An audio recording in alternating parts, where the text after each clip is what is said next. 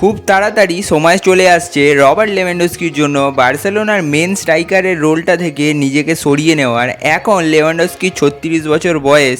Last কটা ইয়ার তার ফর্মটা একটু পড়ে গেলেও লেভানডস্কি এনাফ প্রলিফিক ছিলেন বার্সেলোনার স্টার্টার হিসাবে। যাই হোক, 2026 অবধি বার্সেলোনার সাথে রবার্ট লেভানডস্কির চুক্তি আছে।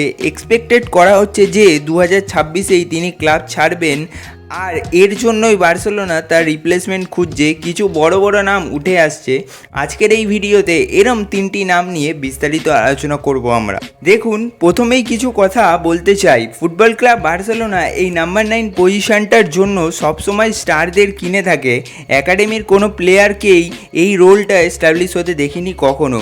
জোয়ান ক্রেপ, রোনাল্ডো নাজারিও, স্যামুয়েল এটো, অ্যালেক্সিস স্যাnchez, লুইস সুয়ারেজ, রবার্ট লেভানডস্কির মতো নাম্বার 9 রোলটা এতটা হেরিটেজ আছে বার্সেলোনার। 2026 আস্তে আস্তে বার্সেলোনার ফিনান্সিয়াল কন্ডিশন কিছুটা হলেও উন্নতি হবে এবং একটা ভালো স্ট্রাইকারকে নিতে চাইবে তারা।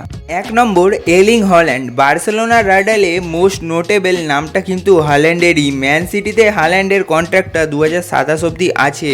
অ্যানুয়ালি 20 মিলিয়নের স্যালারি পেয়ে থাকে হল্যান্ড। এই মুহূর্তে one of the highest earner premier লিগের তিনি।